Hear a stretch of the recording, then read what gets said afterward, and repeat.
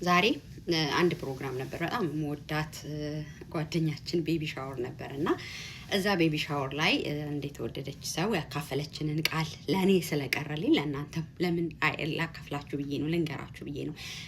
እንፈራለን አይደል? አንዳንድ ጊዜ ፍርሃቶች አሉ ለሰዎች የማንነግራቸው ፍርሃቶች ማለት ነው። ማለት አይምሯችን የሚፈጥርብን በተለይ እንደ ወላጅ እንደ እናት ስታስቡት ልጆቼ የሆነ ነገር ቢሆኑ ነገ አድገው የሆነ ነገር ቢገጥማቸው ወጥተው ሲነዱ የሆነ ነገር ቢሆኑ አኩል ጓደኛ ቢያጋጥማቸው ትንሽ የተለየች ነገር ልጆቻችን ላይ ስናይ እንደዚህ ቢሆኑ እንደዛ ቢሆኑ የምንላቸው ልጆቻችን ላይ የምንሰጋው ትዳራችን ላይ የራሳችን ህይወት ላይ እንደውም ያቺ ሴት ስታስተምር ምናለች ትንሽ ጊዜ ያቆርጠም ሲለን እኔ የሆነ ጊዜ ጡቴን እንዲህ ዝም ብዬ ሰነካ ያመኝ ነበር በቃ ወዲያው ብላችሁ የምታስቡት ሌላ ነገር በቃ ትንሽ ወገባችሁን ሲያማችሁ ትንሽ ነገር ሰይጣንም ፍርሃትን በቃ ያጋባባችኋል እና የምንኖርበትም የወደቀ ዓለም ስለሆነ ብዙ ነገር የምንሰማበት ዓለም ስለሆነ የልጆቻችን ጉዳይ ያሳስበናል፣ የትዳራችን ጉዳይ ያሳስበናል፣ የራሳችን ጤንነት ጉዳይ ያሳስበናል እና ብዙ የምናያቸው ነገሮች በቃ ኧረ ዘንድሮ ሰው እየወጣ እየሞተ ነው፣ ሰው በእንዲህ አይነት በሽታ እየታመመ ነው፣ ኧረ ዘንድሮ ልጆች ማሳደግ የከሌ ልጅ እኮ እንዲሆነ በቃ የሆነ ከነ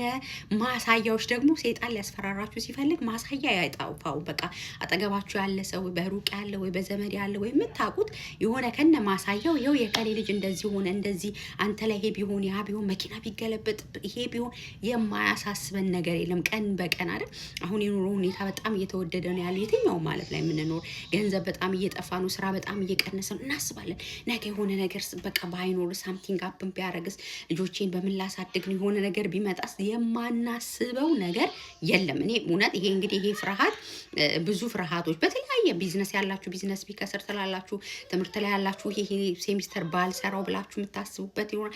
በየተለያየ ብቻ እንትኑ ይለያይ እንጂ እንደዚህ አይነት ሀሳቦችን የምናስብ ፍርሃት ለሰው አውጥተን የማንነግረው በቃ የሆነ አይነት ፍርሃት አለና ያቺ ሴት ስታስተምር ምንድን ነው ያለችው? ፍርሃታችሁን አትዋጡት፣ ወደ ውስጥ አትዋጡት ነው በጣም እንደማሳያ የነገረችን። እናንተም ባይብልን ስታነቡ በደንብ እንዲገለጥላችሁ ለእኔ ስለጠቀመኝ ማለት ነው።